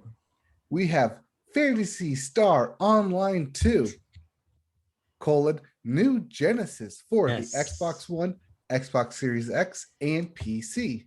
I will be attempting to download this tonight on my computer. I'll try to jump into some of this. I tried PSO Online 2 a little bit, but didn't get all the way in. This is probably a better entryway because they've revitalized the entire game. So yeah, I'll give this a try and maybe I'll talk about it next week. Yeah. Well, it is a new Genesis, so a new starting point. So we also have No More Heroes 2, Desperate Struggle for the PC. In addition to No More Heroes for the PC. I believe this was the Switch game, right? So actually, they predate them. No More Heroes and No More Heroes 2 were Wii games originally. And yeah, that's what I meant. You said Nintendo. Switch. Well, it's a new Nintendo thing. Yes, they were originally Wii games. These are PC releases of them. All right. How are they going to do that without motion controls? Because that was the big thing. Well, they've already adapted them for other consoles since then. There were PS4 and Xbox One versions of those games as well. So that is how. But that was the whole point. They take the motion controls out. Smack it. Yeah, but they took them out. All right. We also have Ninja Gaiden Master Collection for the PS4, Xbox One, Switch, and PC. I believe that's Ninja Gaiden 1, 2, and Black. Or no, Black and Sigma, and then 3, I think. I don't know. Yeah, sure. Sounds sure. Right.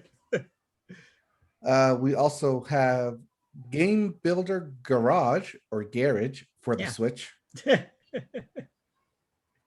But move all your consoles out of the way for the welcoming of the PlayStation 5 as your main console now. Because not one, but 2 games are coming out for the PS5 this week.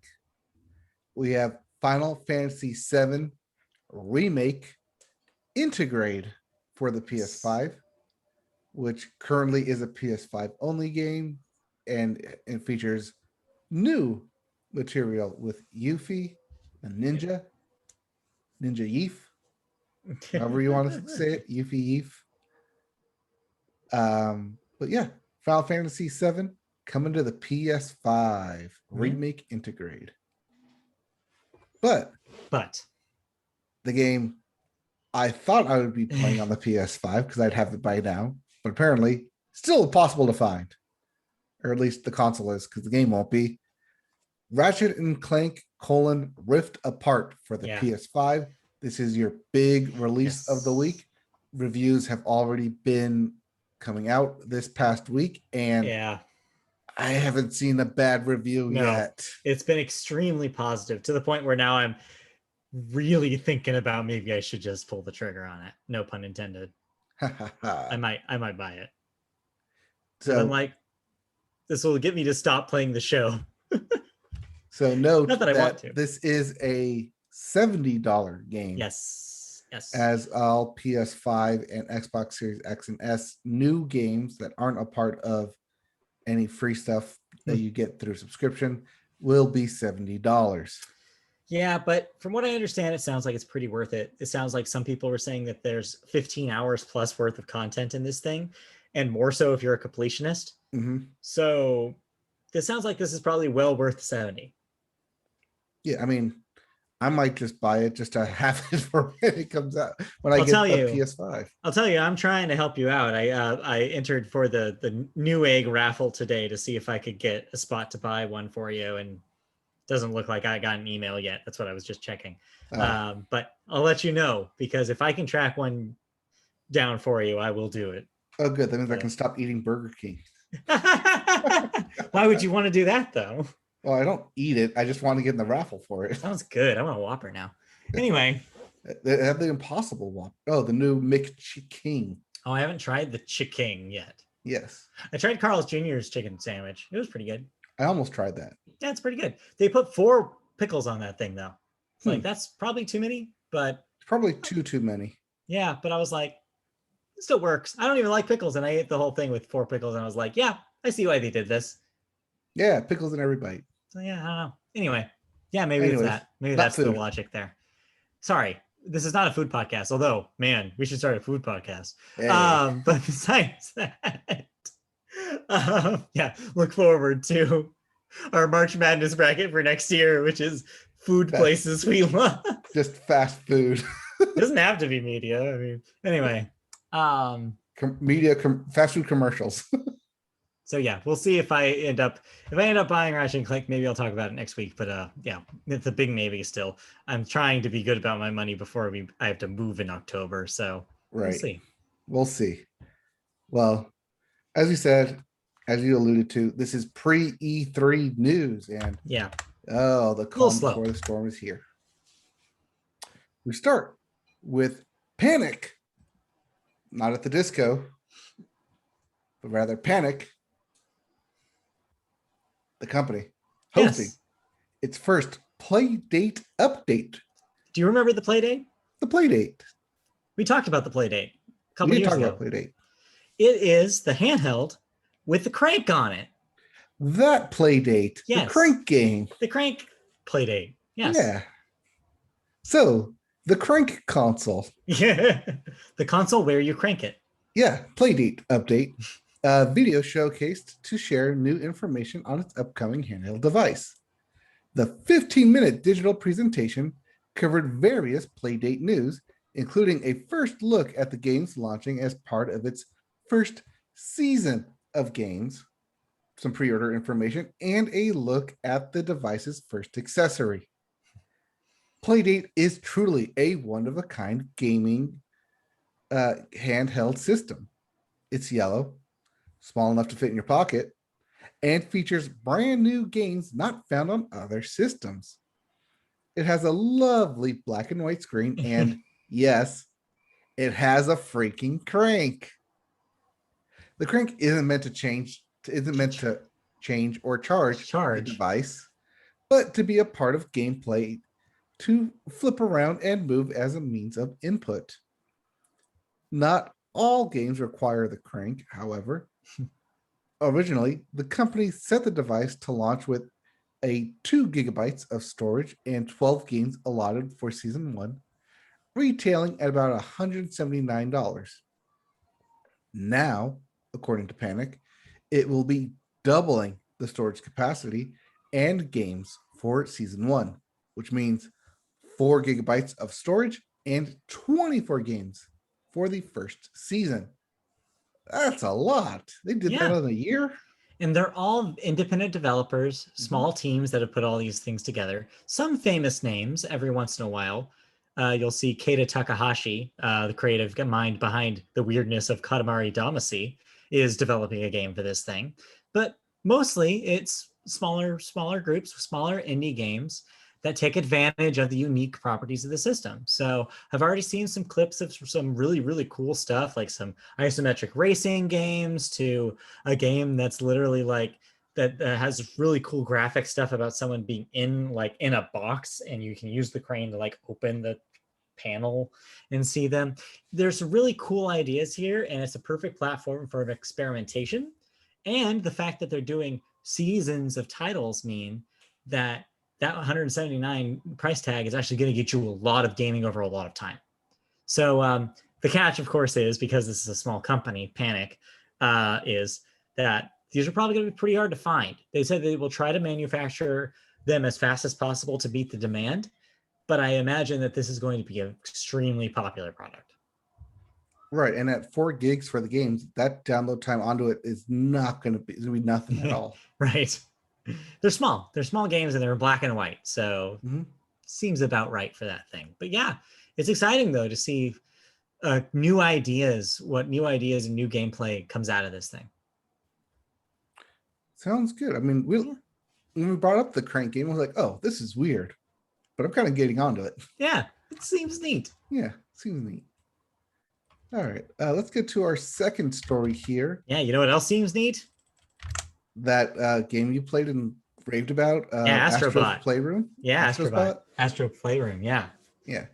Well, the team behind it, Team Asobi, recently announced that it is expanding into a full-blown studio under Sony Interactive Entertainment. The team, which was founded in 2012, right before the PS4 launch, and has had its hand in many projects. With their most recent creation being the Astro's Playroom for the PS5, which comes as we mentioned, pre-installed in consoles when they launched last November. In a post on PlayStation's blog, Nicholas Doucet, the studio and creative director of Team Asobi, said, quote, "While we are growing and challenging bigger things, our mission at heart remains the same as ever. Bring you PlayStation magic, innovation, and put smiles on your faces with fun, colorful games for all ages." This is good news. Yeah. Team Asobi did great work on that Astro's Playroom. Mm-hmm. And I mean, as you mentioned, and I've seen videos on it, a lot of painstaking detail went into it for the history of PlayStation. Yeah. And even before that, they put out a VR game for PlayStation 4 VR that also starred Astrobot. Mm-hmm. From my understanding is, so they, even though they have those two video games on their resume, before that, they worked kind of as a technical studio over at Sony.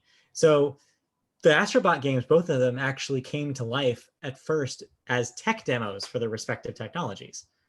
Astrobot's Playroom, as the game is in its final form as well, is basically a tech demo for all the things that the DualSense controller can do. And so, yeah, it's cool to see them getting more opportunity to go beyond just tech demos and make more full-fledged games for Sony. And they're already gaining a reputation of being kind of like Sony's Pixar.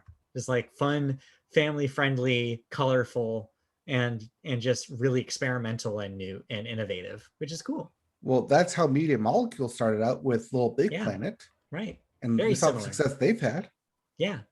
So it's very, very cool to see that they're getting like the wherewithal to do more shit. Mm-hmm. I can't wait to see what they do next. Yeah. Do more shit. Do more shit. Do more shit. I'm always telling them, you need to do more shit. All right. Speaking of doing more shit, did you play anything? No, because of things. I have not really played very many video games lately. So yeah, nothing to report there. I'm still also in flux on settling down on a streaming schedule, but I did stream some Horizon Zero Dawn on Sunday. I'm going through the Frozen Wild on that, and yeah, I realized that me playing games usually takes long because I try and do everything again. Yeah, it turns out. Turns out when you do everything, yeah, doing everything takes time. But I'm having fun with it, going through it. Definitely get me back in the mood. So when Forbidden West does come out, maybe I'll have a PS5 by then and can play that. Maybe. But in the meantime, if you didn't play anything new, and I didn't play anything new, I think that wraps us up here on this episode. I just believe that's true. All right. Well, thank you for joining us for the Media Boat Podcast this week. We'll be back next week for a probably massive episode where we have thoughts about In the Heights. We have E3 news to drop on you. We'll have video game thoughts, perhaps. We'll talk about all sorts of stuff for you. So that's all that and more next week. But if you want to watch us in video form, you can do so on our YouTube channel. Go to youtube.com, search Media Boat Podcast, find our page. Like, subscribe, click the bell for notifications. If you want to listen to the audio version, we're also available in that form. Just search Media Boat Podcast on Apple Music, or I should say Apple Podcasts, Google Play, Amazon, Spotify, iHeartRadio, wherever you listen to your podcasts, just search us. You'll find us. You can also find us on the internet. Our website is mediaboatpodcast.com, where you can see posts about every podcast every week. You can also see us on social media like Twitter, where our handle is @MediaBoatCast. You can also see us on Facebook. If you search Media Boat Podcast, you can find our page, comment there as well. And if you have any questions, comments, criticisms, whatever you got, you can email us, mediaboatpodcast@gmail.com. And last but not least, if you want to see some of Mike's streams when he gets back at the streaming saddle, twitch.tv/mediaboat is where you can do that. All right. That I think will do it until next week's massive episode. So let's just gather our energy so that we're ready to tackle it. Gathering our energy. A lot more coming next week. Yes. E3 big show. Who knows? Yes. Who knows Possibly what will reverse happen. show next week. I would bet on it, in fact. I'd bet on it. All right, then we'll see you guys next time. All right, bye. Bye-bye.